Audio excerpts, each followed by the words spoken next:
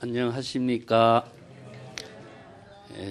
이번 시간에 임재어록 교재는 158페이지부터 하겠습니다. 지난 시간에 조금 했습니다마는 임재의 법문이 이 참선 수행하는데 아주 중요한 내용을 담고 있기 때문에 다시 천천히 한번 검토해 보겠습니다. 여러분 그대들이 제방에서 많은 선지식들이 하는 말이 불법을 수행하고 깨달음을 정득해야 된다 이렇게 말하고 있다. 참선 수행을 하고 깨달음을 체득해야 된다는 것이 많은 사람들이 그렇게 주장을 하고 있죠.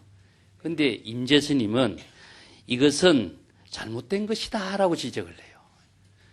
많은 사람들이 수행해서 깨달음을 얻어야 된다고 주장하고 있는데 왜 임재는 이것을 잘못된 것이라고 지적하고 있을까?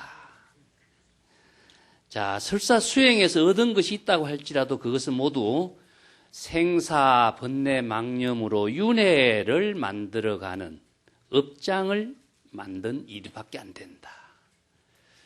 그러면 수행의 의미가 무엇일까? 이런 문제가 나오죠. 왜 이런 주장이 나올까? 잘 한번 봅시다. 또 조금 더 볼게요.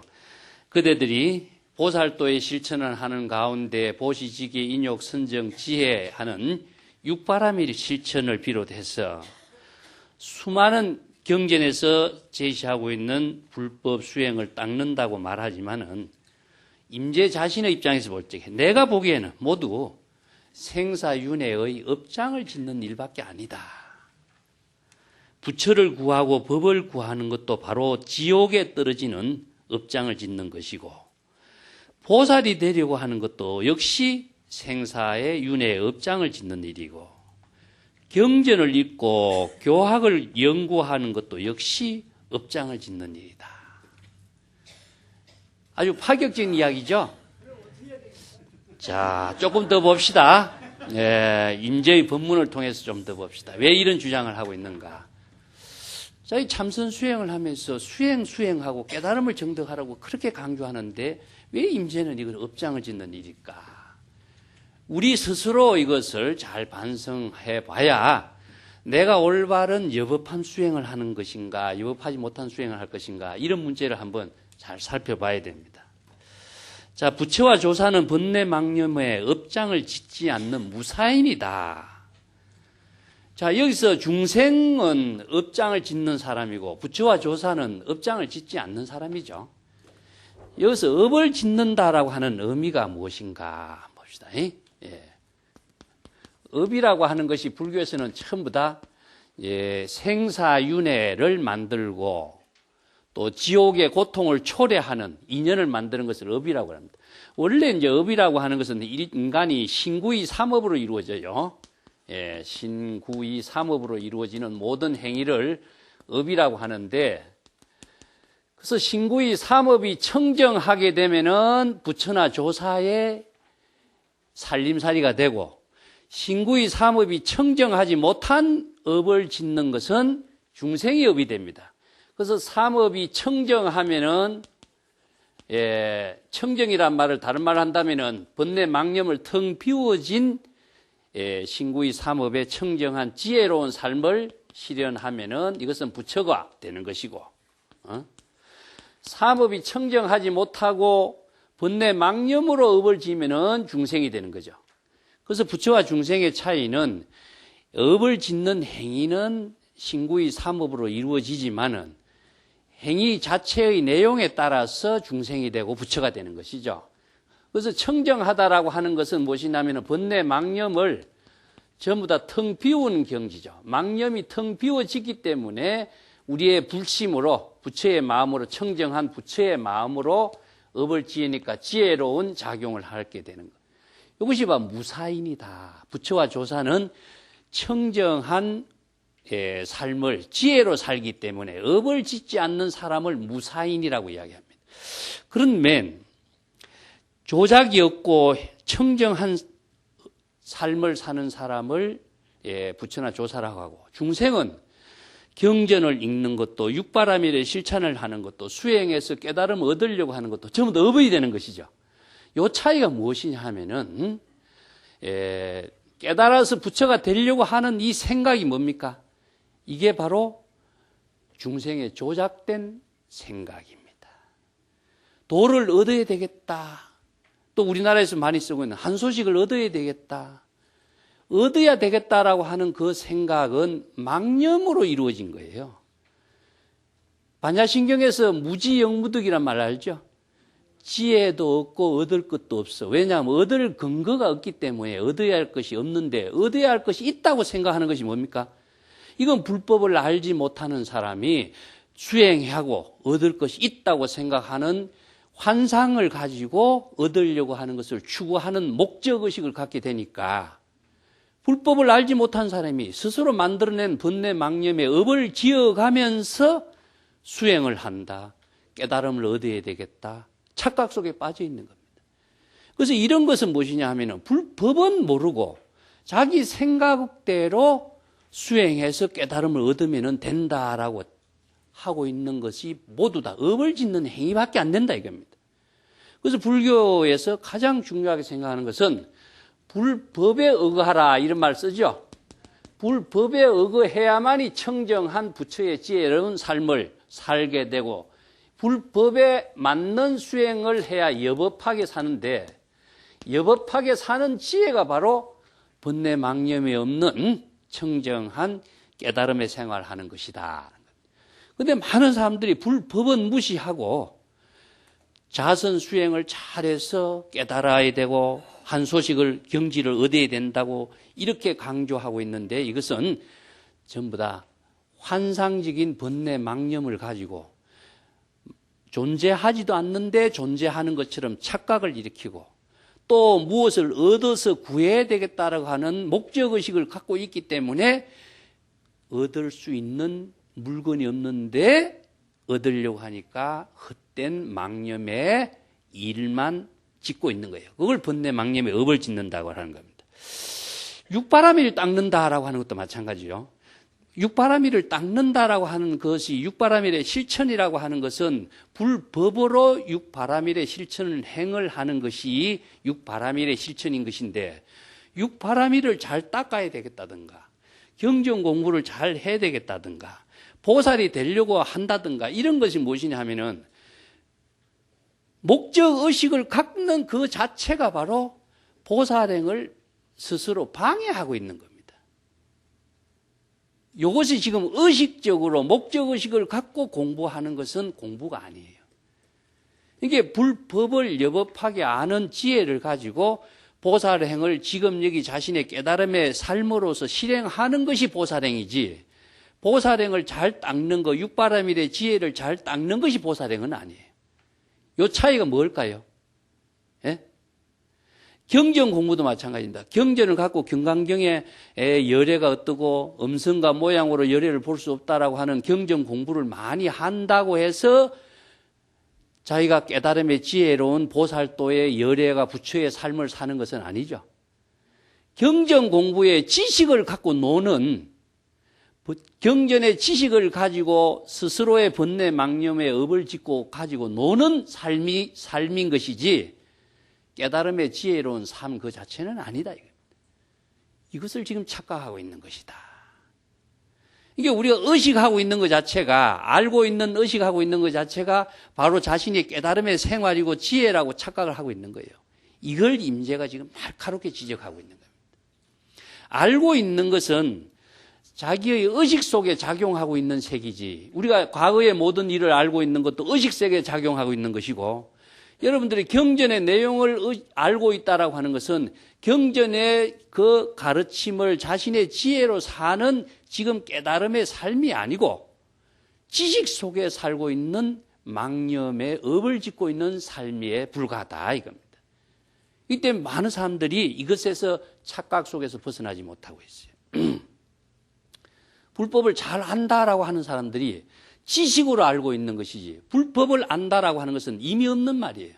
불법을 안다 모른다라고 하는 것은 차별 분별의 경계에서 살고 있는 모습이지 불법이라고 하는 것은 자신의 진실된 생활, 깨달음의 생활 그 가운데 이루어지고 있는 것을 말하는 것이지 지식으로 알고 있는 살림살이에 있는 것은 아니에요.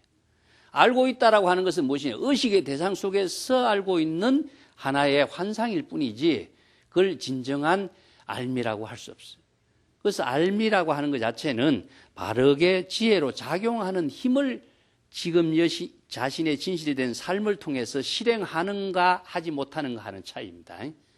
그런데 보통 우리가 불교 공부하면은 경전의 지식만 갖고 있는 거예요. 그 지식을 가지고 불법이 이렇쿵 저렇쿵 논의를 하고 있을 뿐이지 불법의 지혜로 사는 것이 아니다. 그래서 여기에 불법의 언어 문자에 의거하지 말고 가르침의 뜻에 의거하라. 그 다음에 그 부처님의 말씀 그 자체를 지혜로 활용하는 지혜의 작용에다가 의미를 두게 된다. 그래서 지혜라고 하는 것은 항상 지금이라고 하는 현실 속에서 이루어지는 것이지 의식 속에서 이루어지는 건 아니거든요. 그런데 많은 사람들이 지식으로 알고 있는 의식 속에 불법이 있는 것이냐 착각하고 있다. 그것은 바로 환상의 업을 짓고 있는 중생의 삶에서 벗어나지 못한다. 그래서 조사와 부처는 번뇌 망념의 업장을 짓지 않는 의식의 환상 속에 살고 있는 사람이 아니라 일체의 의식의 환상이 텅 비워진 경지에서 지금 여기 자신의 진실이 된 깨달음의 삶을 사는 사람을 무사인이라고 그래요. 그 번뇌 망념의 일이 없는 사람이다 이런 말이죠. 그래서 청정하다라고 하는 것은 본래 우리 자성이 번뇌 망념이 없이 청정한데 번뇌 망념을 가지고 있기 때문에 그것이 오염되어서 업장을 만들어가는 삶을 사는 모습이 중생이다. 그런 이야기를 합니다. 예, 그 밑에 봅시다. 어떤 수행자는 바보 같은 수행자다 이 말이죠. 예, 배부르게 밥을 먹고 자선 수행을 하면서 번뇌 망상을 꽉 붙잡고 놓으려고 하지 않고 있으며 시끄러운 곳을 피해서 조용한 곳을 찾아다니고 있는데 이것은 외도의 가르침이다. 자, 이것이 지금 우리 참선 수행하고 있는 우리의 모습을 지적하는 것이 아닐까요? 예? 여러분 화두를 꼭 붙잡으라 그러죠? 화두 놓치지 마라. 화두를 꼭 붙잡고 놓치지 마라. 이거 뭡니까? 임재의 입장에서는 번뇌 망상을 꽉 붙잡아서 놓지 않으려고 그러는 거예요. 예. 이먹고 하루두를 놓치지 마라. 꽉 번뇌 망념을 꽉 붙잡고 의식의 대상 경계를 꽉 붙잡고 있어요. 야, 이것이 진정한 자선 수행일까? 지금 이 임재의 뒤에 법문이요. 자선 수행이 어떻게 해야 할 것인가? 이걸 북종선을 비판한 신의 말을 인용해서 지금 이야기하고 있습니다. 오늘 이 공부를 우리가 지금 해야 돼. 자, 자선 수행은 어떻게 해야 될 것인가? 또 하나는 무엇이죠? 시끄러운 곳을 피해서 조용한 곳을 찾아다니는데 이거 외도의 가르침이다. 우리가 뭡니까? 시끄러운 곳을 벗어나서 한적하고 조용한 산중에 선원에 가서 참선 수행하는 것이 기본이죠. 자, 이것이 유마경에도 보면 나타나요. 유마경에 사리불이 숲속에 들어가서 자선합니다. 시끄러운 곳을 벗어나서 자선하고 있는데 유마가 그때 뭐라고 하냐면은 사리불이요. 그렇게 어떻게 자선 수행을 그렇게 하느냐. 시끄러운 곳을 벗어나서 조용한 것을 향해 나아간다면은 취사 선택에 떨어진 거죠. 좋고 나쁜 거, 시끄럽고 조용한 거, 악하고 선한 거, 예? 교와 선, 어느 한쪽을 버리고 어느 한쪽을 추구하는 취사 선택의 망념 속에서 무슨 자선을 제대로 한다고 하느냐. 이렇게 비판을 해버려요. 그래서 이제 유마경에서 사리불의 자선을 비판, 연좌라 그랬는데 유마경에서는 연자도 자선입니다. 예. 사리불이 숲속에서 자선하고 있는, 이거 자선을 연좌라 그랬습니다. 자선하고 있는 모습을 차별 경계를 추구하고 또 다른 집착의 대상 경계를 추구하고 있는 이러한 선을 어리석은 자의 선수행이다. 여기에서는 외도선이라고 임재가 비판해버려요. 불법 수행하고는 전혀 관계없는 수행을 하고 있기 때문에 또 다른 번뇌 망념을 집착의 대상 경계를 향해 나아가고 있죠. 자, 여기에서는 뭐냐? 시끄러운 곳을 벗어나서 조용한 곳을 간다. 그래서 조용한 곳에 집착돼 버려요. 조용한 곳에 집착되기 때문에 집착의 대상 경계를 벗어나지 못한 자선 수행을, 이건 외도의 수행이지 바른 불법의 수행이라고 할 수가 없다. 그래서 똑같은 참선 수행을 하면서도 여러분들 수행해서 도를 얻는다, 깨달음을 얻는다, 불법을 구한다 하면은 이거나 똑같은 거예요. 임재가 지금 앞에 지적하는 건 마찬가지죠. 수행이라고 하는 목적을, 수단을 가지고 부처라고 하는 어떤 깨달음의 목적 대상 경계를 추구하는 것이나 조용한 것을 추구하는 것이나, 법이라고 하는 어떤 존재하지도 않는데 존재하는 것처럼 생각하고 법을 추구하는 것이나, 깨달음이라고 하는 것은 지혜 작용으로 이루어지는 것이 깨달음인데 깨달음이라고 하는 어떤 대상 경계가 존재하는 것처럼 생각하고 그것을 구하려고 하는 것이나 똑같죠? 자, 이것이 뭐예요? 조용하고 시끄러운 것도 어디에 있습니까, 그러면? 조용하고 시끄러운 것이 어디에 있습니까? 자기 의식 속에 있잖아요. 마찬가지요. 도나 부처도 자기 의식 속에 작용하고 있는데 존재하는 것이지, 망상 속에 있는 것이지 실제로 존재합니까? 존재하지 않죠. 그러니까 임재가 이 법문하는 거야. 어리석은 자는 도를 구하고 수행해서 부처를 구하고 깨달음을 구하려고 하고 있다. 이 업을 짓는 행위다. 여러분 틀립니까? 의식 속에서 의식의 대상 경계를 가지고 환상의 어떤 경지를 존재하는 세계라고 착각하면서 그것을 추구하고 있으니까 뭡니까? 환상 속에 취면. 그래서 금강경에서 여몽환포영이라고 그랬잖아요. 무실이라, 실체하지 않는데 실체하는 것처럼 착각하고 있는. 이건 어디에서 나오냐?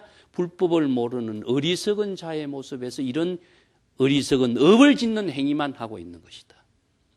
육바람의 실천도 마찬가지예요.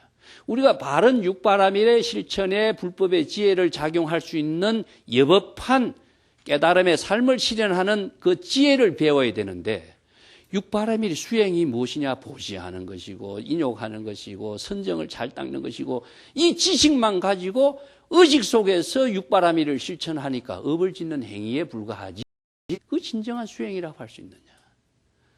자, 어느 한쪽을 추구하면은 존재하지도 않는데 존재하는 환상의 세계를 스스로 만들어서 그 환상의 세계가 실제하는 세계라고 착각하고 추구하고 있는 모습이 수능경에서 뭐랬습니까? 연약달다가 거울에 비친 자기의 아름다운 미남의 모습을 추구하는 것과 같다.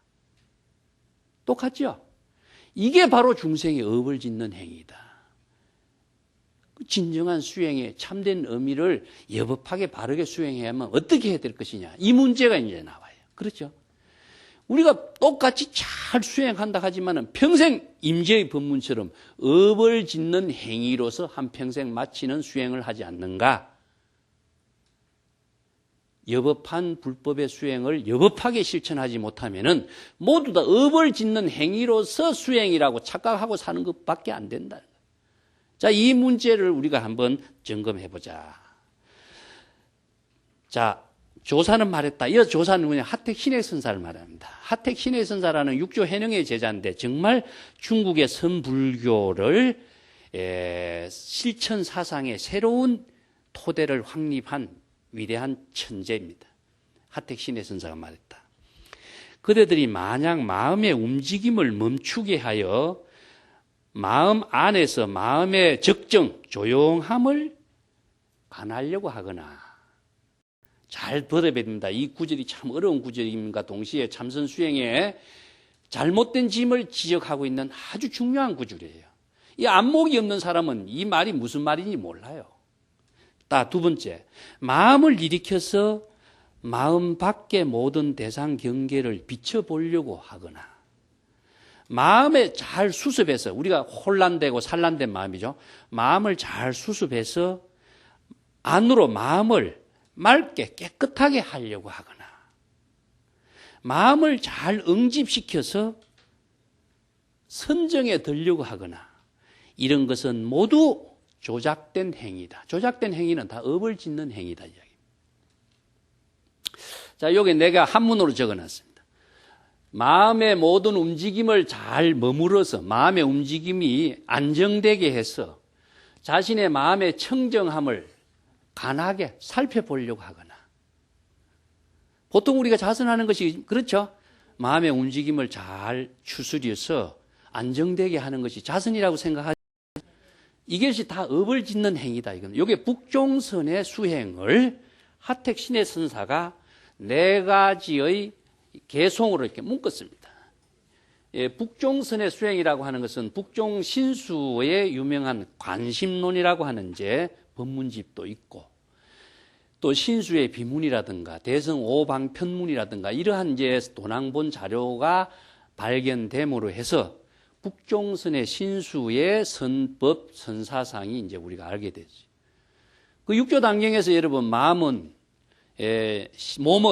보리수와 같은 것이고, 마음은 명경과 같다. 그래서 명경에 번뇌 먼지의 티끌이 끼지 않도록 부지런히 틀고 닦아라 그런 말 했죠.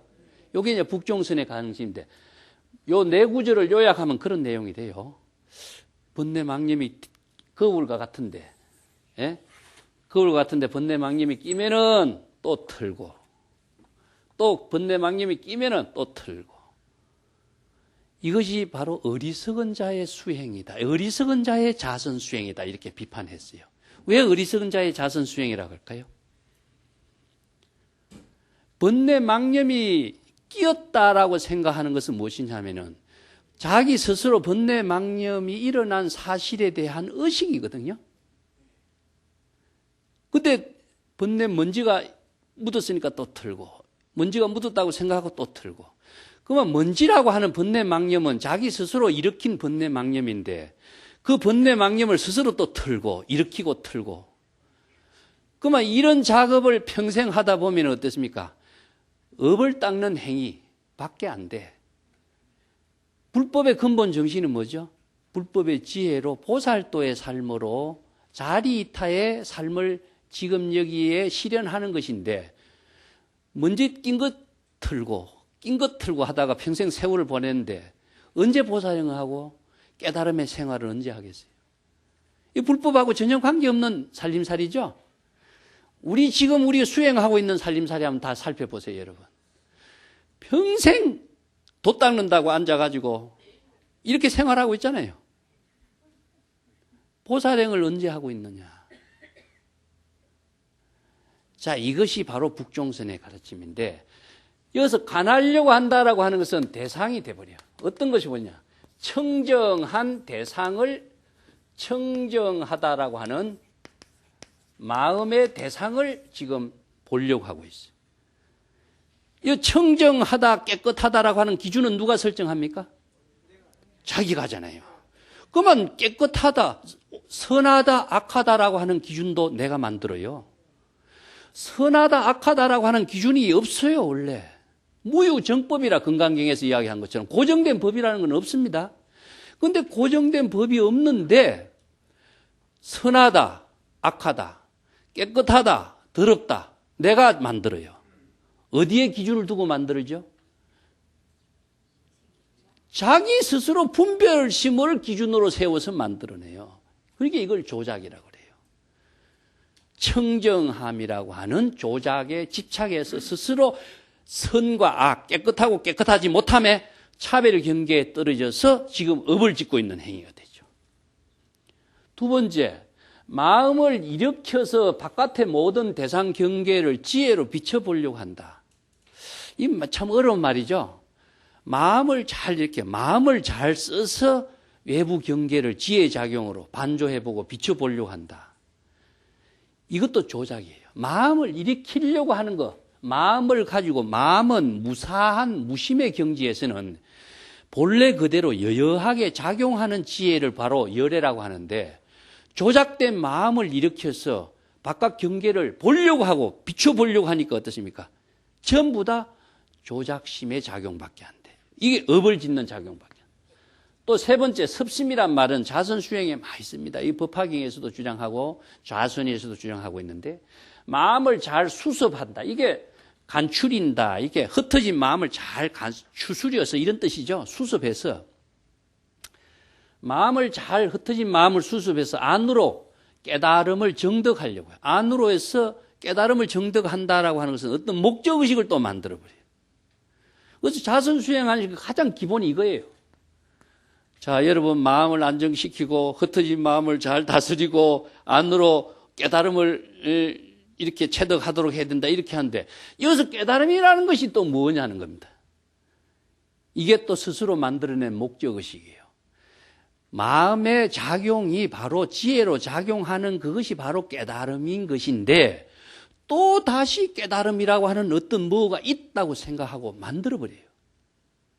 그래서 깨달음이라는 것은 깨닫지 못한 데 대한 중생심의 차별 분별적인 사고로서 어떤 목적의식의 대상 경계를 깨달음이라고 설정해놓고 그것을 얻으려고 하는 거. 아까 깨달음이라고 하는 것을 내가 도를 구한다든가 아니면은 깨달음이라든가 부처를 구한다든가 존재하지도 않는 어떤 망상의 세계를 존재하는 것이냐 착각을 세워놓고 그것을 추구하고 있는 모습이나 똑같습니다. 전부 다 이것이 뭐냐? 업을 짓는 조작에 불과해요. 또 세 번째. 자, 요거는 우리가 자선의 내용을 기본적으로 이야기한 것이고, 맨 마지막에 요게 다 있습니다. 응심이라고 하는 말은 마음을 잘 하나로 이렇게 모아서 이런 말인데, 참선 수행한 사람들 다 감해보면은 전부 다 여기가 찡그러져 있어요. 이마가.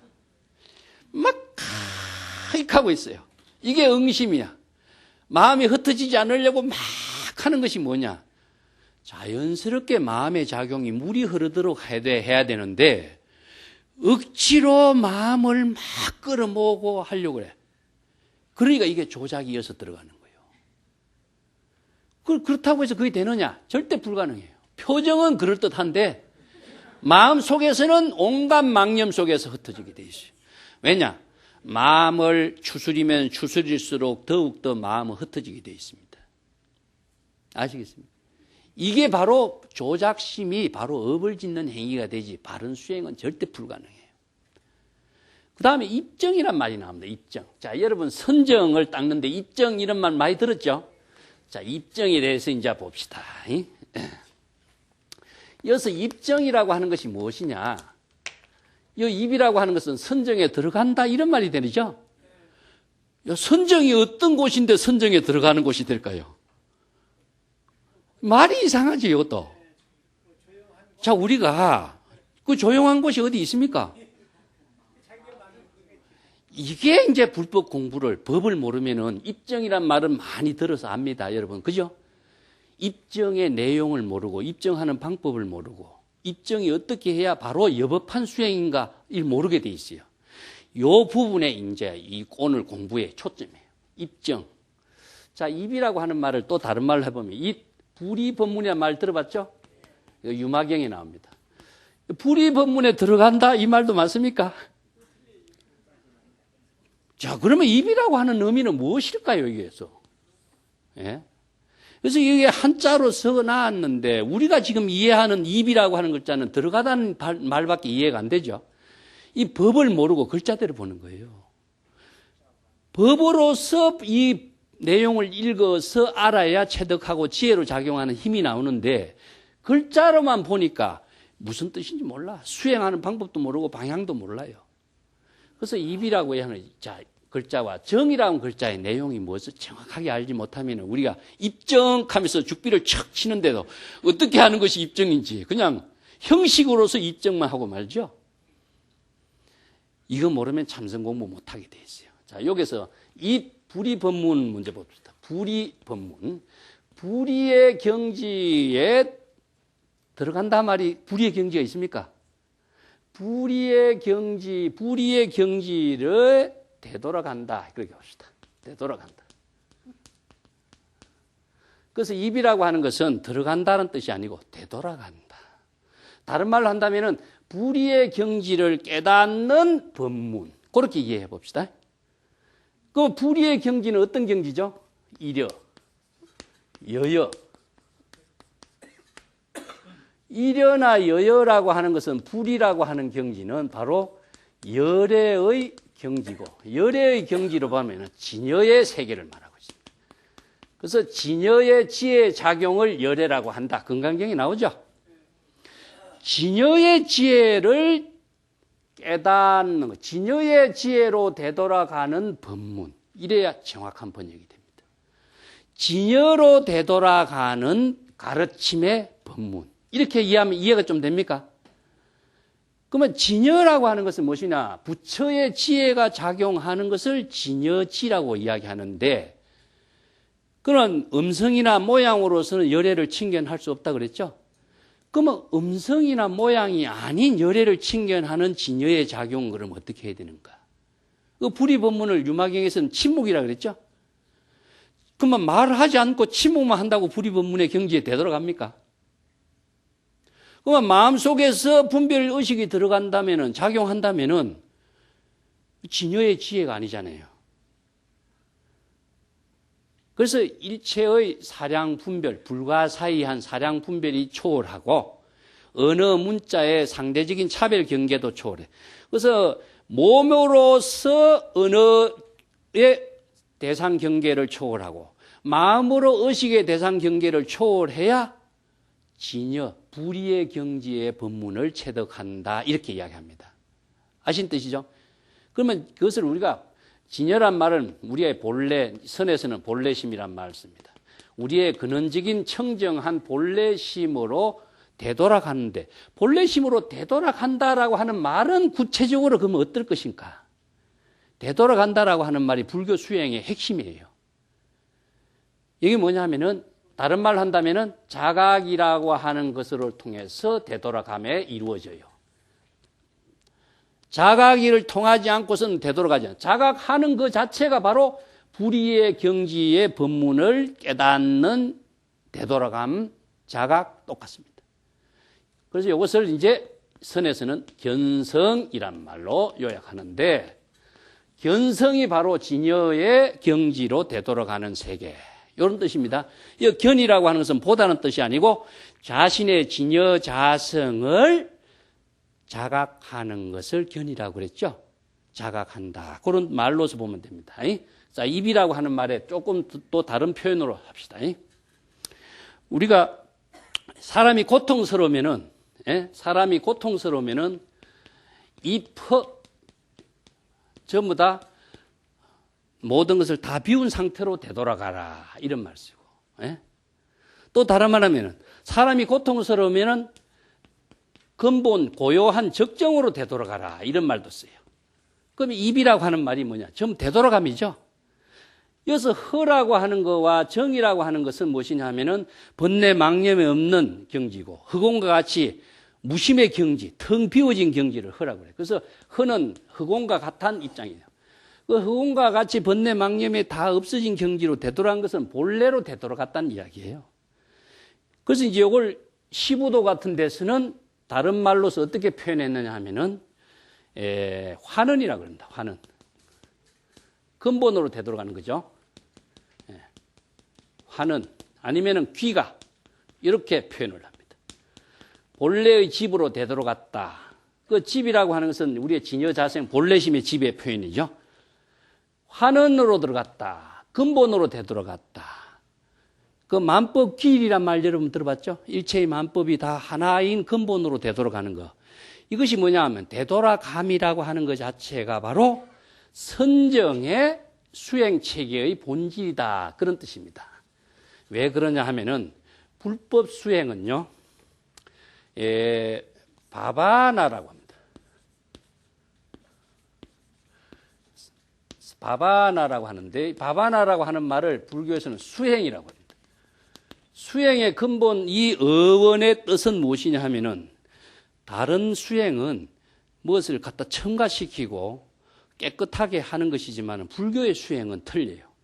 본래의 상태로 되돌아가는 겁니다. 본래의 상태. 본래의 상태로 되돌아가게 하는 것이 불교는 수행입니다. 그러면 우리의 본래의 상태가 어떤 상태냐면은 열애와 같은 진여 자성이 본래 청정하죠. 우리의 본래 심인 진여 자성이 본래의 상태가 청정한 마음이기 때문에 이 청정한 마음이 바로 열애이고, 이것을 바로 진여라고 하는데, 본래의 진여로, 진여 자성으로 되돌아가게 하는 것이 수행이기 때문에 여기서 입정이라고 하는 말은 본래의 상태로 본래의 안정된 마음의 상태로 되돌아가는 것이 입정이다. 이해가 됩니까? 자, 그렇다면 본래의 진여자성, 청정심, 본래의 안정된 마음의 상태, 그 상태로 되돌아가도록 하는 것을 선정이라고 하고 입정이라고 하는데, 이것이 이제 방향은 제시됐죠? 예? 방향은 제시됐습니까? 어디야? 본래의 상태로 되돌아가는 방향은 제시됐고, 그럼 방법이 이제 알아야 되겠죠? 그래서 입정이라고 하는 하나의 참선 수행도 본래의 상태로 되돌아가는 방법은 무엇이냐? 예? 자, 어떤 사물 같으면은 본래의 상태로 되돌아가면 쉽죠? 어떤 대상 경계가 눈으로 보이기 때문에 쉬운데, 이게 우리의 마음의 작용이라는 것은 사물처럼 눈에 보이지 않거든요. 그렇기 때문에 본래라고 하는 것이 어떤 것인가, 본래의 설정이라고 하는 것 자체를 설정해 두면 또 본래가 아닌 것이 되어버리거든요. 그래서 이것은 본래의 상태는 어떠냐? 마음의 지혜가 작용하는 것을 본래라고 그래요. 그래서 진여의 지혜가 작용하는 것을 본래라고 하기 때문에 열반 묘심 이런 말 쓰죠. 자, 여기에서 본래로 되돌아가는 그 경지를 불교 선에서는 열반 묘심이라고 해요. 자, 본성이라고 하는데, 본성 진여자성을 열반, 일체의 번뇌 망념이 없어진 열반의 경지, 열반의 경지면서도 이 열반이라는 것은 니르와 바나의 용어를 이렇게 표기한 거예요. 니르와 바나라고 하는 것은, 니르는 끄다라고 하는 뜻이고 바나는 불입니다. 우리 여러분들 등산 갈 때 바나 가지고 가죠, 버너. 이게 이제 불교 용어에서 나온 영어 표기인데, 불이 꺼진 상태니까 마음에 탐진치 삼독의 불길이 완전히 꺼졌으니까 마음이 안정된 상태가 되죠.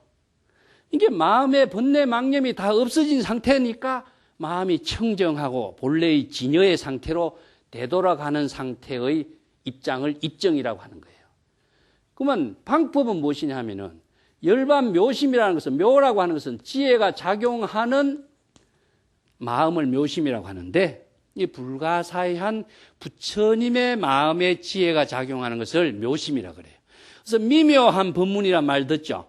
미묘하다라고 하는 것은 중생심으로는 사량 분별할 수 없는 불가사의한 부처님의 마음 작용, 지혜 작용을 묘심이라고 하는데, 이것은 자각에 의해서 이루어집니다. 그래서 이 자각으로서 이루어지도록 하는 방법을 제시한 것이 뭐냐 하면은 견성이다 하는 겁니다. 마음을 자각하라. 그래서 마음을 자각하는 것이 어떻게 자각이 되느냐 하는 것이 되죠. 여기 이제 선에서는 구체적으로 번뇌 망념이 일어나면은, 번뇌 망념이 일어난 그 사실을 자각하는 것이 바로, 자각하는 그 지혜 작용이 바로 견성이 되는 것이고, 자각하는 지혜 작용이 무엇이냐 하면은 근원적인 선정의 마음이 되는 거예요. 그래서 마음이 선정이라고 해서 정지 상태가 있느냐? 없습니다. 그래서 마음의 흐름이 내가 물과 같다 했을 적에 두 가지 구조는, 중생식으로서 목적의식이고 분별의식의 대상 경계를 가지고 마음을 쓰면은 업이 되는 것이지만은, 불법의 지혜로 마음을 작용하게 된다면은 지혜 작용이 바로 여법한 지혜 작용이 자신의 깨달음의 삶이 돼요. 청정한 삶이 되는 것. 이것을 바로 이제 본성의 지혜라고 하는데, 본성의 지혜를 자각하는 그 방법이 바로 견성이라고 합니다. 그래서 자각성지란 말 씁니다. 예? 자, 요걸 조금 더 이해를 하기 위해서는 선에서는 네 가지 방법이 있습니다. 요것은 전부 다 소성선적인 입장에 불과해요. 선의 네 가지인데, 기실론에서 내가 전에 한번 이야기했습니다. 불각이라고 하는 것은 중생이 무명의 입장에서 번뇌 망념에 빠져가지고 범부가 옳고 그름의 판단도 하지 못하고 바른 지혜 작용을 할 수 없고 방향도 알 수 없고 미혹의 상태에 있는 것을 불각이라고 그러고, 그 다음에 상사각이라고 합니다. 상사각이라고 하는 것은 이성과 초기의 수행자들 수행을 상상하기는 비슷해요. 깨달음 같은 지혜작용이 비슷한데 진짜 깨달음은 아니고, 이것을 이성 수행자, 성문영각의 수행자, 이게 깨달음을 추구하고 대단한 수행을 잘 하는 것 같은데 실제로는 무엇이냐? 바른 깨달음의 지혜가 이루어지잖아요. 그 다음에 세 번째는 수분각이라고 했어요. 예, 보살도의 수행을 수분각이라고 해요. 어느 때는 깨달음의 지혜가 잘 이루어지고 어느 때는 깨달음의 완전한 지혜를 실행하지 못해. 이것을 곳에 따라서, 분수에 따라서 깨달음을 이루는 것을 보살도에. 그 다음에 구경각. 구경각은 열애의 수행을 구경각이라고 하는데, 능가경에서는 자각성지라고 합니다. 스스로 깨달아서 성스러운 지혜를 이루는 것을 열애선이라고 하고 자각성지라고. 그래서 자각이라고 하는 것은 어떤 자각이 이루어지느냐 하면은 자신의 마음 작용을 불법의 지혜로서 여법함과 여법하지 못함을 판단하는 지혜 작용을 지라고 합니다. 자각하는 지혜 작용이 있어야 자각을 해요. 그래서 불지견이란 말을 쓰죠. 불지견. 부처의 지혜와 부처의 안목으로서 여법함과 여법하지 못함을 판단하는 지혜가 작용하는 것을 불지견이라고 그래요. 불법을 모르는 사람은 이 판단 기준의 작용을 쓸 수가 없어요. 그래서 여법한 수행을 하지 않고서는 자각성지를 이룰 수가 없어요. 그러면은 불법을 모르는 사람이 바른 선정을 할 수 있느냐? 절대 불가능해요. 불법에 이거한 수행을 할 때에 바른 입증을 할 수가 있고 바른 선정을 할 수 있는 겁니다. 그 여법한 수행을 하는 그 지혜 작용을 부처의 지혜와 부처의 지혜의 작용을 안목이라고 해요. 그래서 하택신해가 지지일자 중묘지문, 이 불법의 지혜를 작용하고 중생심과 불심의 의식의 작용을 판단할 수 있는 여법한 지혜를 작용할 수 있는 이 힘이 바로 일체의 모든 지혜의 법문을 이루는 중묘지문이다, 이런 말을 씁니다. 그래서 유명한 지지일자 중묘지문이란 말을 씁니다. 그 하택신해가 이 말을 처음 썼어요. 지라고 하는 한 글자는 중묘죠. 일체의 모든 많은 미묘한 지혜를 이룰 수 있는 문이다. 그러면 지는 어디에 작용하느냐? 불법을 판단할 수 있는 자각적인 지혜의 작용이 있어야만이 자각적인 지혜로서 성지를 이루는 깨달음의 생활을 이룰 수 있는 그 선정을 체득할 수가 있는 거예요. 이 선정의 지혜가 작용할 때에 바로 부처나 열애의 깨달음의 삶이 이루어지는 것이지, 불법이 없이 부처나 열애의 깨달음의 지혜로운 삶이 실현한다, 이 불가능합니다. 그래서 바른 법으로서 실행하는 올바른 수행을 하도록 임재가 이런 법문을 하고 있는 겁니다. 그 뒷장 보겠습니다. 지금 나의 법문을 듣고 있는 무의진인 그대들의 본래인을 어떻게 그 본래인의 진인을 닦고 수행해서 그를 깨닫게 하고 장엄하려고 하는고, 그 무의진인은 닦을 수 있는 대상 경계의 사물도 아니고 또 장엄하고 장식할 수 있는 대상 경계의 사물도 아니다. 반대로 만약에 그 무의진인을 장엄시킬 수가 있다면 일체의 모든 물건도 장엄할 수 있을 것이다. 그들의 불법의 가르침에 대한 참된 의미를 착각해서는 안 된다. 무의진인은 장엄하거나 수행하거나 깨달아 정득할 수 있는 대상 사물이 아닙니다. 이것은 작용의 주체일 뿐이다. 지혜 작용의 주체가 무의진인이지, 그 무의진인의 참되은 진여의 자성, 열애의 법신, 자성 청정심, 부처나 지혜 작용이 모두 다 지혜 작용으로 이루어지는 그 세계를 말하는 것이지, 그 지혜 작용의 주체가 존재하는 어떤 대상 경계인 것처럼 착각하지 말라. 이것이 대상 경계로서 착각하는 것은 환상으로 존재하고 있는 대상 경계일 뿐이지 실제 하는 존재는 아니다. 이런 점을 임재가 지금 강조하고 있습니다. 자, 오늘 이야기 마치겠습니다.